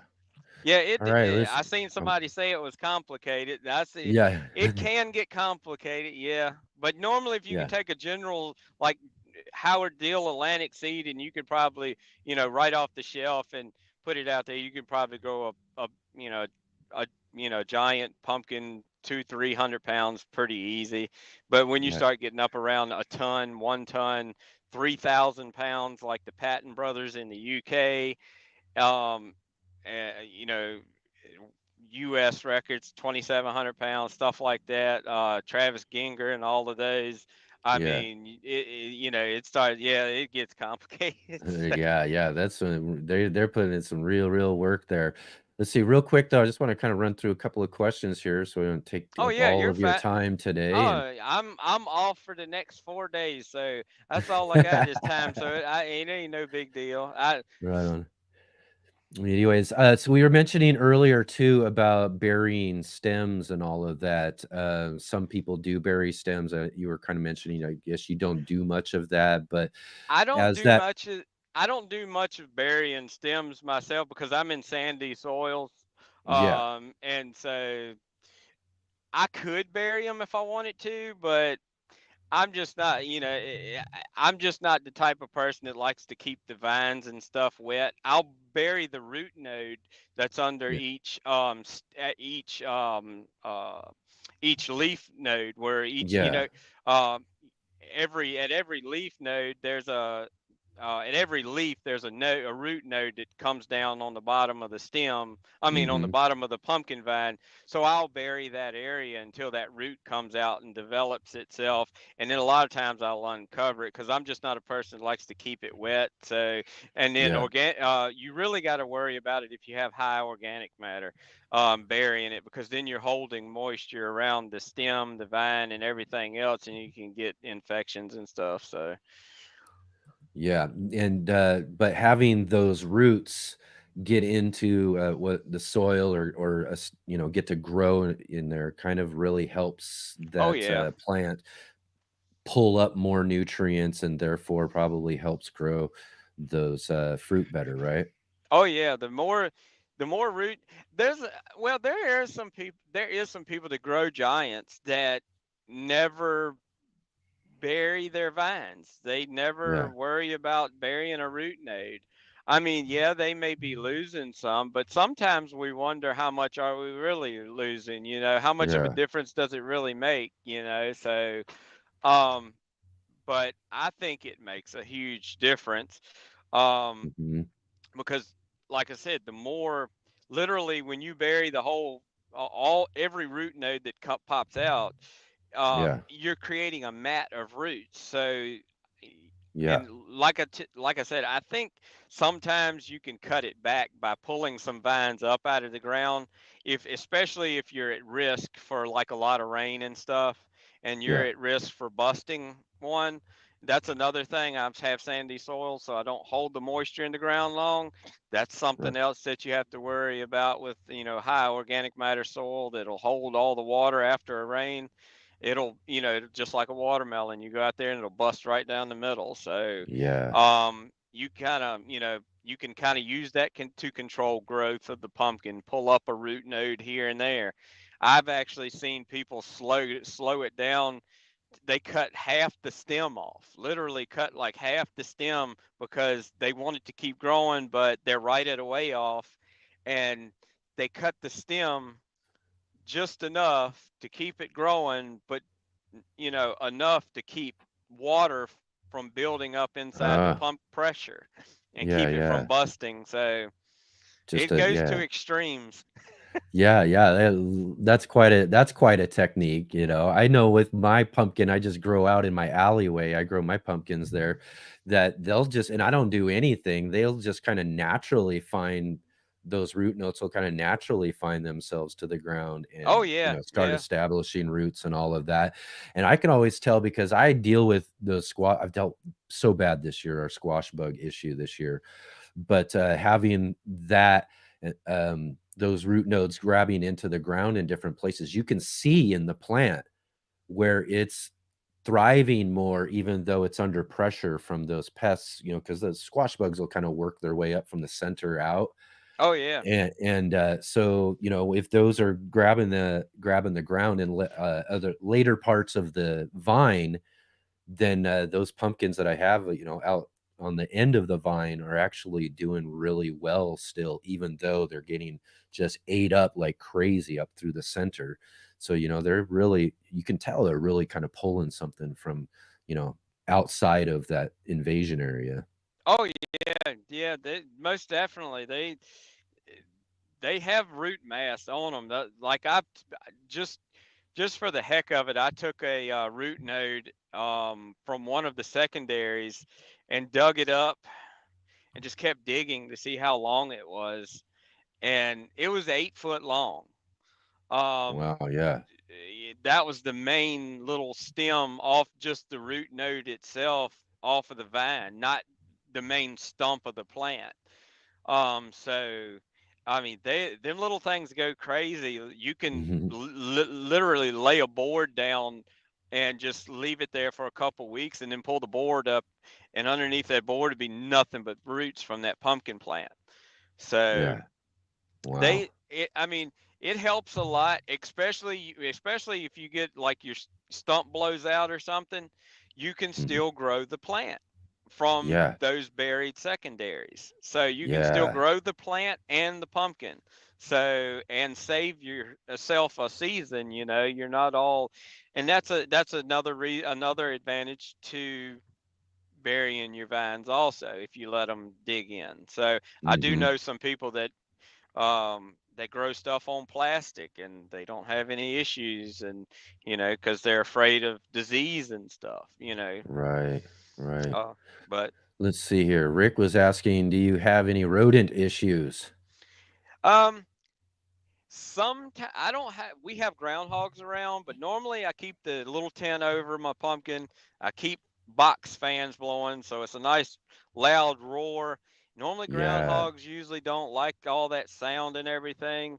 Um, Deer, Yeah. they're around. They kind of come up there and get nosy a little bit, but not too bad. But once again, the box fans, the moving of the Wow, that's some canvas and everything, they kind yeah. of pushes them away, and I don't have that big of an issue. That's Um, something I wasn't thinking of. That was kind of a great point of this question as well too, is that, the fans out there actually is a deterrent more also. So it's like doing double duty in a way. It's, yeah, helping you with keeping things all dry like you need, and then as well as providing this noise, probably ground vibration, and then it's like you said, whipping maybe your tent around a little bit will yeah, kind of get the deer distracted and get them. That's really interesting. That's a great, yeah. great tip. the a lot of people use the little quiet fans. I like the box fans just because they roar, and Yeah. that's what I want. Because my wife, she's like, I can't sleep without a box fan. I'm like, why can't you? You know, because me, I sleep in complete silence. You know, Oh man, and I'm like your wife. I need the fan. she's like, well, I was like, why can't you use this little fan over here? And it's like, you know, she wants something that sounds like a tornado going through your room, you Right. know. So that's what, and so I was like, well, I'll throw a couple of those out there, and it actually helps push away pests too. It keeps, you know, bugs and stuff off of your pumpkin, you know, Exactly. Yeah, push them as well. away. And it'd probably be a little on the expensive side to get one of them big shop fans to blow it through your whole plant, you know, and kind of help Yeah. move bugs off your plant a little bit, but as a Right. deterrent. But yeah, I use that. I normally don't have a problem. The only thing I kind of worried about, I go out there once a day, usually, and just to check it when I get home, just to double check and make sure I don't have any out. Well, I check it before I go to work and when I get home. But I'll look underneath the sand because the mice will try Uh, to burrow underneath the sand Oh and get yeah. into it. I usually like to try to lay a board down. That way it's not straight down on the ground because then you'll get moles that'll try to tunnel or a Hmm. mouse that can dig underneath of it. But if you can put like a board down on the ground, then put your sand on top of the board. That way you don't have to Okay. worry about nothing tunneling from the bottom or bugs getting through Yeah. the sand, creating or eating at the bottom of the pumpkin. You create that barrier there and then put your sand on top of that, or a piece of foam down on the ground and then your sand on top of it. And then Yeah. try to keep a hole or two in that so it doesn't dry, or just keep it angled, because you don't want it cupped either. Hmm. So I try to angle the board, or the foam board or the piece of plywood a little bit, just so you have natural runoff, um, and Yeah. it doesn't kind of like grow, because like as the pumpkin grows, it can kind of push a divot in the middle of it too, and then you can get a little pooling underneath of it.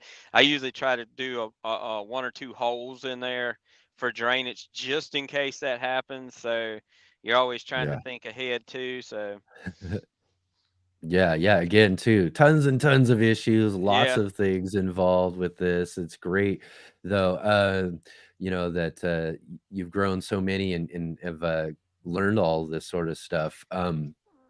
One of our other questions here too, I guess, is, the probably the biggest, most obvious question, right? Jason, what is your biggest pumpkin you've ever grown?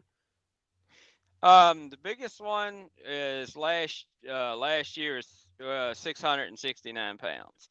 669. Wow. Yeah, so I mean, like I said, that's coming from been working my way up, coming from virtually nothing in soil to building it up, getting it up to where it Mhm. needs to be. And so this year, I have all my levels where I want for this coming up year. I have all my levels where I want them to be, because I've actually moved from literally 0% organic matter up to uh, right at 4%. I'm getting ready to Yeah, put down some more organic matter this fall, so I'm hoping to move to 5 next yeah, by spring. Because like I said, our bacterias and fungi and all that stuff usually works through winter pretty good, because it stays mild. But if it doesn't, if it doesn't get real cold in January, February, they won't shut down very much. We've had a really mild winter where the soil just eats up everything that you put in it, um, unless it gets too cold, and then the next year you'll get that's how I've boosted my organic matter. Mild winters, because it just keeps breaking down through the winter. The microbes never really shut down here. yeah. So, yeah, maybe even a bigger one as you keep going on down the road. I'm shooting for 1,000, but I Yeah. have everything, I think, where I could probably hit 1,500. So Yeah. That'll be really awesome. So, again, you've, done a few competitions and all of that now too? Have you oh gotten yeah, any? yeah, we've done a few competitions. We last year was, I think last year was third. Um, Okay. and yeah, last year was third. Um, For your state fair, yeah, right? for the state fair, Yeah. and What's your state record? the state record was just broken last year. Last year was a pretty daggum good year for pumpkins here in Virginia for me. And the guy that broke the record, it was a pretty good year for him. It's 1,800 and some odd pounds. It used to Yeah. be it was like 1,500, I think. I can't remember. It's either 1,300 or 1,500, somewhere around that area, and it stayed there for the longest kind of time because not a lot of people in Virginia grow like talking about like as compared to like northern states like Pennsylvania. You go to Pennsylvania State Fair, there might be, I don't know, 30 pumpkins up there. I don't, who knows more than that, you Right. know. Or you go out west to California, where they Mhm. have the big way offs and stuff. Yeah. There's hundreds of pumpkins could probably be out there. So Yeah, that's great. So yeah, hopefully you'll be able to get yourself right up there, with everything you've got going on there for this for has your state fair already happened this year? yes, we've already had that this year. So we done six this year. So it was a 405, I think is what it was.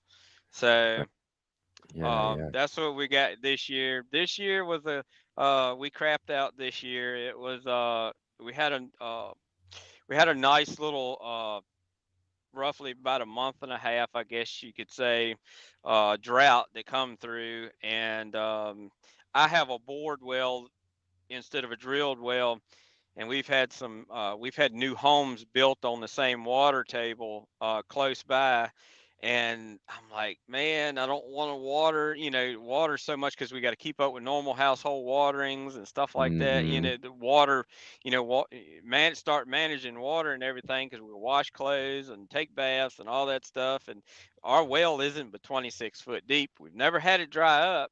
But when you start Right. putting people on that same water table using that same water essentially, Oh yeah. so I cut back on watering. I That's a watered, huge consideration. yeah, you just water into survival mode and you just stop fertilizer essentially because it's just a waste then. So, Yeah. because you're not using the full potential of everything because you can't get the water to move it. So it's just really no use in messing with it. So, Right on. Let's see. Rick also asks, what kind of prizes do you get when you're competing in these fairs? well, it usually has never been too big of a prize here Yeah. because it's not a big thing. But Right. this year, Yeah. it was quite the surprise. First place was $2,000, I think. Oh, nice. So it actually it went up from I can't remember where it was. It wasn't that much. It's just because of the fact that nobody, is really big into pumpkin growing and stuff like that. Then like I Yeah. said, it's been growing year by year, but it just never been a big, prize or whatnot. Exactly. So Right. you would get a ribbon and stuff like that from the GPC, the Great Pumpkin Commonwealth, stuff like that, for your places and all. Just wasn't a whole lot of money involved. This year they got some sponsors and stuff, and there was prize for first, second, third, all the way down to fifth or sixth. And the Okay. last place was just a couple $100. So um, it was Still something. Still yeah, nice though, right? To yeah, be able to yeah. place in that and Oh take yeah, home a it's few still bucks. some. Yeah, it's still something because it's a lot of money wrapped up in mycorrhizae and azobacter, all of that, all of that bacillus and all of that stuff. That stuff is not cheap. Fertilizer is compared, fertilizer is cheap compared to that stuff. If you Yeah. have to buy it, and everything. That's the reason why I want to set up compost piles so I can just leave them Yep. just sit there and um, grow, you know, the mycorrhizal fungi and Yeah. Yeah. all of that stuff, and I Try to the produce as much of that stuff as yourself you can, right? Yeah, I mean, because like I said, I, I've actually I'm the only one that works in the household, so I pay all the bills. So I got to look at Right. ways a few, look at things a few different ways, and I'm also looking at commercial farming things, Yeah. like some of the they have like there's a product called Micro Knock. It has Yeah. 20 some odd different bacterias, bacillus, the bacillus stuff, the microbes, all of Yeah. that in there, the mycorrhizals, the azobacters. It has all of that in there, and you can buy a 5 pound bucket of that for $110. I Wow. mean, and it has the humic acid in it, and stuff like that. To help preserve, some of those Yeah. bacterias and stuff like that as a food and all of that. So I can't remember where it's derived from that he adds in there, but essentially the food and all. But it's also good for your plants. So you're Hmm. getting like a double dose. You're getting your bacterias and your bacilluses, which helps with your powdery mildew, all of that Yeah. stuff.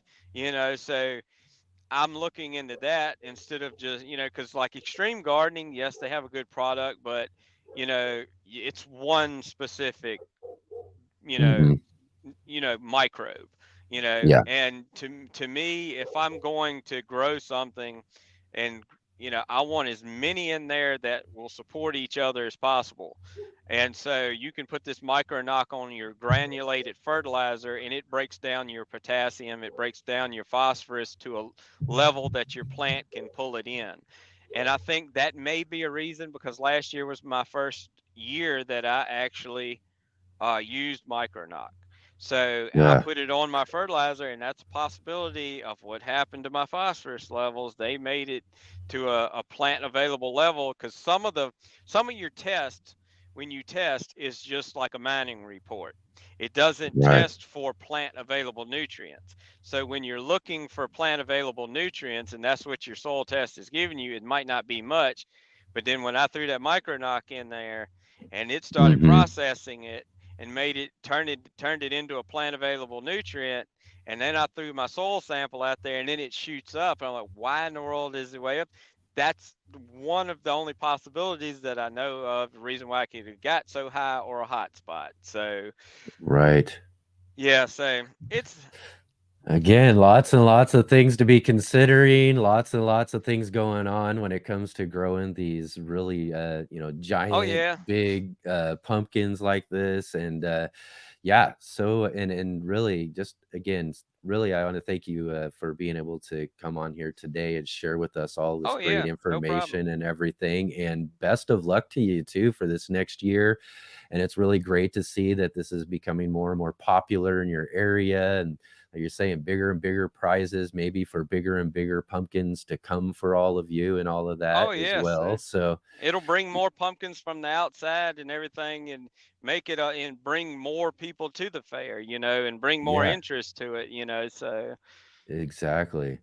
Well, right on, man. Again, I want to thank you here for joining with us today for this show. Too bad it wasn't the round table like we intended, and oh yeah, we miss having Ryan on this show. Ryan's been on with us a couple times before, but it was really great to talk with you one on one about all of this and get all this great information about growing giants, and helping anybody else out there who might be thinking about taking on this sort of growing adventure themselves. I mean, I again, I try to grow some that are pretty big. I think I might try another shot at it again this next year. Maybe take some of that advice into consideration for growing myself again this next year. But oh yeah. Anytime you have any questions or anything like that, I mean, I just you can get in touch with Ryan, or I can give you yeah. my number or something or another, and if you wanna Oh, look at uh that. We got another guest. contact me. Excellent. uh, Yeah, absolutely appreciate Ask that. And Ryan. You got his contact. I'm pretty sure he'll answer everything you need. yeah, yeah, yeah. Right on. Is that your son behind you there? Yeah. Yeah. Oh, I didn't know he's back there. Yeah, that's him. I love it when we get these extra guests. That's Oh awesome. yeah. Awesome.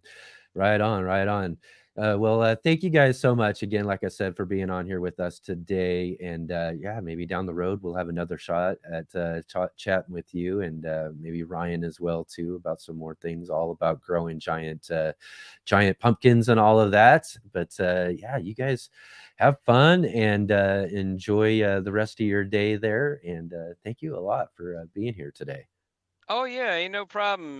Getting around to be the holidays and all. Y'all have y'all That's everybody in the right. chat and everything. Y'all have good holidays and all. And um, I'll come on anytime you want to chat. Excellent. So Excellent, Jason. Excellent. Thank you so much for being here. And again, we'll hopefully talk with you here someday soon. Thank you.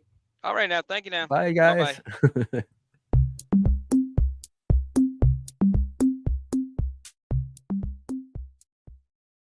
Let's Get Growing is sponsored by IV Organic. Hi, my name is Charles Malky, biologist and plant expert with Ivory Organics, where we grow cool plants and author Saving the World with the Home Garden.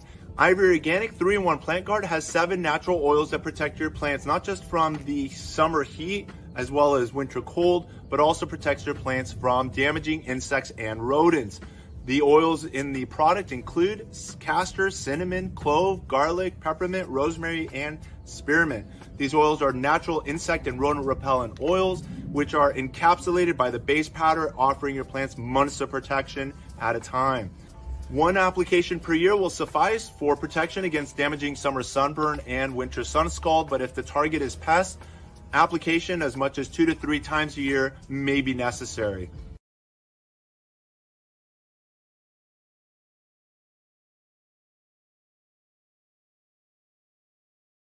All right, all right. Excellent, excellent. What a great conversation there. Even though it wasn't our round table like we intended, this has actually just been a real fun adventure for us this weekend on the Let's Get Growing show. All sorts of different things coming up. We didn't quite get the guests as we were looking for and all of that too. But, you know, like as far as yesterday goes, we were supposed to have Travis Ganger, the world record holder, on with us. Had some issues there as well. We'll try to get him on. In fact, I'm already talking with him maybe about a possible date here in the next couple of weeks. We'll see if that happens. If not, we'll try to catch up with him at some point in time and be able to see whether or not he broke his world record that he established this last year, as he's on his way right now to Half Moon Bay for their big competition as well too. I saw our guest yesterday that we did talk to, Cindy Tobeck, who's been on the show before. She shared with us a bunch about her growing season and all that sort of stuff when it comes to growing giants. So we did have a really good conversation as well with her on yesterday's show. And I just saw today too that she's on her way heading down to Half Moon Bay as well too, to catch up with all the growers there, even though she doesn't have a pumpkin to be weighed there. It's again, like we enjoy our heirloom exposition and some of the other shows we go to. It's always fun to get together with friends. So she's on her way down there to hang out with all the pumpkin growers at the big national competition there put on by Safeway. So good luck to Travis. We hope he breaks his record maybe, and when we get to talk to him, we get to talk about a whole new record. If not, it'd be great to talk to him about the one he broke last year anyways. It's always great to be on top when it comes to growing and putting in all of this energy and effort and work and all of that into growing these giants, as Jason has been talking with us today. So, I mean, what a great opportunity for us to be able to have a great discussion with him. I hope all of you really enjoyed the conversation as well, too. Let's see that we did have Rob joining with us in the discussion today too. He's like, "Yep, great guest again." That's right. You know, even if we did have some issues, we still ended up with a couple of really, really good guests for this weekend. So again, I hope you all really enjoyed our show this weekend.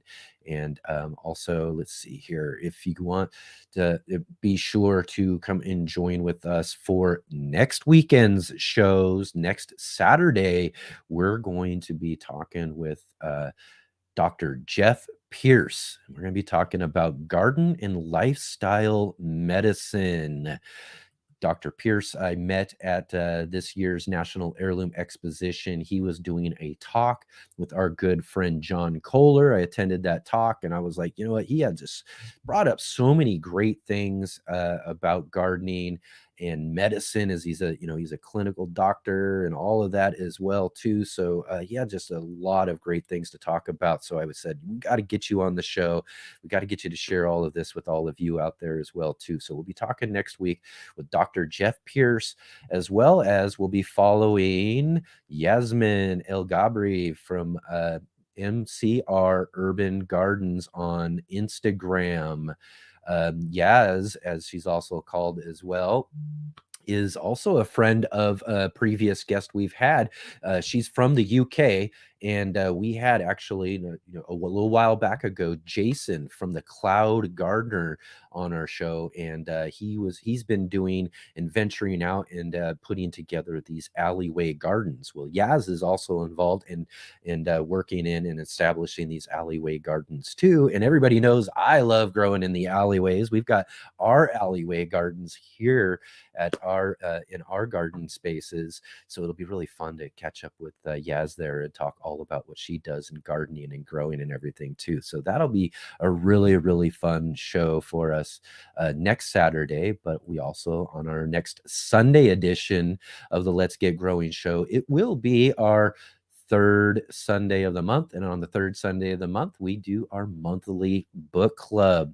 And this month's book club we've been talking about all month is Ashley Thomas, The Mocha Gardener's How to Become a Gardener, Food Empowerment in Creating Your Own Food Security. Just a really great book. I love this book. This is one of my top recommended books for anybody who's just getting into gardening, or if you just love gardening, you want to get a copy of this book for yourself.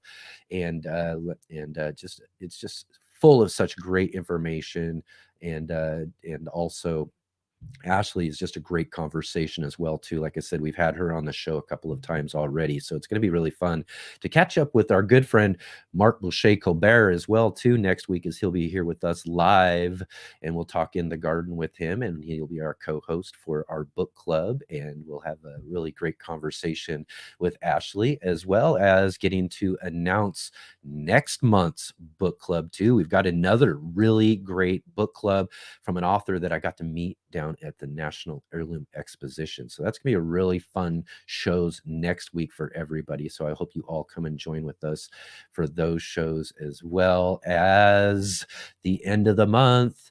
On Halloween, we're going to be doing our special Halloween Hangout live stream. I'm really excited about this. This is so much fun.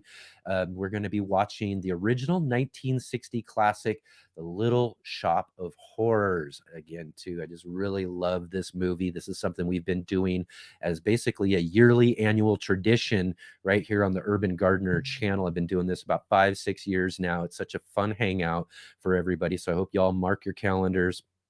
Go to our YouTube homepage for our live streams there, and there's a little notify button too that you can click on that, and it'll give you a little notification too about that stream when it's about to happen as well, so you don't miss out. So you'll definitely want to join up with us for that. It's going to be really fun. And again, too, thank you all so much for being here this weekend. It was just kind of fun and different. So we've been, having to deal with all these different issues, technical issues. Ryan today, unfortunately had his power pole, I guess, knocked down. Something must have happened to it, so he didn't have internet access to be able to join us for the roundtable. Yesterday, we had issues with connection with Travis Ginger, the world record holder, and then timing issues as well too with Cindy. But luckily, we were still able to get her on as well, and ended up having a pretty fun conversation anyways. So again, really fun weekend. Really look forward to seeing all of you all on next week's shows. But if you are here joining with us right now too as well here at the end of the show, be sure to click that like button, hit the thumbs up there, as well as the subscribe button and the bell notification so you'll be notified of all of those upcoming live streams. And definitely be sure to share with all of your friends out there and let them know about all of these great fun conversations we're having here at the Let's Get Growing show with all these awesome guests that we have here. And also follow the links down in the description to our news story. I've got a link to that news story too if you want to learn just a little bit more about that 1,000-year-old seed, and go ahead and read about that in the article. We've got a links for that, and as well as check down there for a link too for our Let's Get Growing Facebook gardening group that we have. It's a great place to join in and continue the conversation with the urban gardener community, and also share some pictures and videos or ask questions or anything about what's growing on in your gardens. I love to be able to see what you guys all have growing on in your gardens. So definitely come and join with us there in the LinkedIn below and share with us what you've got growing on. And I'll also mention too, we have been talking about free seeds. I've been giving away free Prax cherry tomato seeds. And if you'd like to get a hold of some of these Prax cherry tomato seeds that I grow in my garden, they're one of my favorite cherry tomatoes. You'll definitely want to send me an email at letsgetgrowing@mail.com. And that's at mail.com, not Gmail. Letsgetgrowing@mail.com. Send me an email and I'll give you directions on how you can get a hold of some of those seeds for yourself to grow in your garden this next year. And you won't be disappointed. These are just really great plants, really great cherry tomatoes. And so definitely go and get some of those yourself.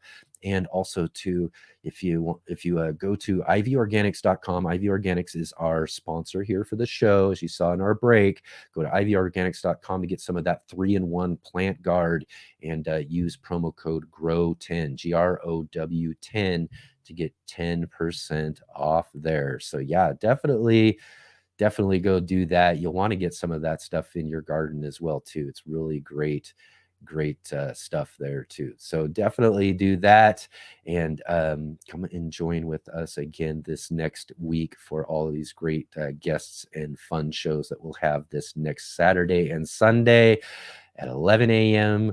Pacific time, and that'll be 2 p.m. Eastern as well for all of you on the East Coast. And check your time zones for other time zone areas.